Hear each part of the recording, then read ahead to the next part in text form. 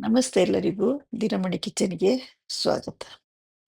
ಇವತ್ತು ನಾನು ಮನೆಯಲ್ಲಿ ಜೀರಾ ರೈಸ್ ಮಾಡಿರುವುದರಿಂದ, ಅದಕ್ಕೆ ಸರಿಹೊಂದುವಂಥ ಒಂದು ಹಣ್ಣು ಟೊಮೆಟೊದ ಚಟ್ನಿ ಮಾಡಬೇಕಂತ ಇದ್ದೇನೆ.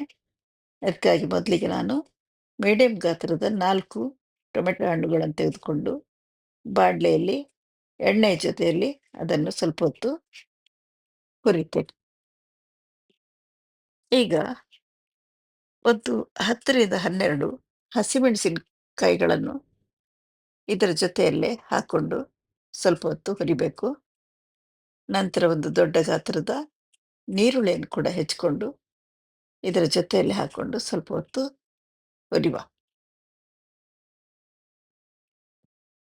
ನಂತರ ಒಂದು 5 ನಿಮಿಷಗಳ ಕಾಲ ಈ ಮಿಶ್ರಣವನ್ನು ನಾವು ಸಣ್ಣ ಉರಿಯಲ್ಲಿ ಮುಚ್ಚಿಡುವ.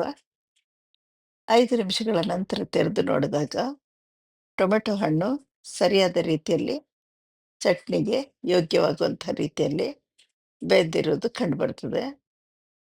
ಇವೆಲ್ಲ ಮಿಶ್ರಣವನ್ನೇ ನಾನೀಗ ಒಂದು ಮಿಕ್ಸಿ ಜಾರಿಗೆ ಹಾಕ್ಕೊಂಡು, ನಂತರ ಇದೇ ಬಾಣಲೆಯಲ್ಲಿ ಒಂದು 20 ಗ್ರಾಂನಷ್ಟು ಶೇಂಗಾ ಕಾಳುಗಳನ್ನು ಹಾಕ್ಕೊಂಡು, ಅದನ್ನು ಕೂಡ ಸ್ವಲ್ಪ ಹೊತ್ತು ಹುರಿದಾದ್ಮೇಲೆ ಇದೇ ಮಿಶ್ರಣದ ಜೊತೆಗೆ ಸೇರಿಸ್ಕೊಳ್ಳುವ.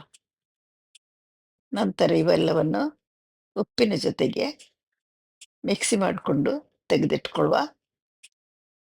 ನಂತರ ಈ ಬಾಣಲೆಗೆ ಸ್ವಲ್ಪ ಎಣ್ಣೆಯನ್ನು ಹಾಕ್ಕೊಂಡು, ಅದರಲ್ಲಿ ಸಾಸಿವೆ, ಜೀರಿಗೆ ಹಾಗೆ ಸ್ವಲ್ಪ ಕರಿಬೇವಿನ ಎಲೆಗಳನ್ನು ಹಾಕ್ಕೊಂಡು ಒಗ್ಗರಣೆಯನ್ನು ರೆಡಿ ಮಾಡಿಕೊಳ್ಳುವ. ನಂತರ ಮಿಕ್ಸಿ ಮಾಡಿದಂತಹ ಚಟ್ನಿಯನ್ನು ಈ ಒಗ್ಗರಣೆಯ ಜೊತೆಗೆ ಬೆರೆಸ್ಕೊಳ್ಳುವ. ಚಟ್ನಿ ಸ್ವಲ್ಪ ಗಟ್ಟಿ ಇರೋದ್ರಿಂದ ಜಾರನ್ನು ಸ್ವಲ್ಪ ನೀರಿನಿಂದ ತೊಳೆದು ಈ ಚಟ್ನಿಗೆ ಸೇರಿಸ್ಕೊಳ್ಳುವ. ಚಟ್ನಿಯನ್ನು ಒಗ್ಗರಣೆಯ ಜೊತೆಗೆ ಚೆನ್ನಾಗಿ ಕಲಸಿ ಅದು ಮಾಡಿಕೊಂಡಾದ್ಮೇಲೆ ಅದನ್ನು ಇಳಿಸ್ಕೊಳ್ಳುವ. ಗ್ಯಾಸನ್ನು ಆಫ್ ಮಾಡುವ. ಹೀಗೆ ತಯಾರು ಮಾಡಿದಂತಹ ಟೊಮೆಟೊ ಚಟ್ನಿ ನಾವು ತಯಾರು ಮಾಡಿದಂತಹ ಜೀರಾ ರೈಸ್‌ನ ಜೊತೆಗೆ ಬಹಳ ಉತ್ತಮ ರೀತಿಯಲ್ಲಿ ಹೊಂದಾಣಿಕೆ ಆಗ್ತದೆ.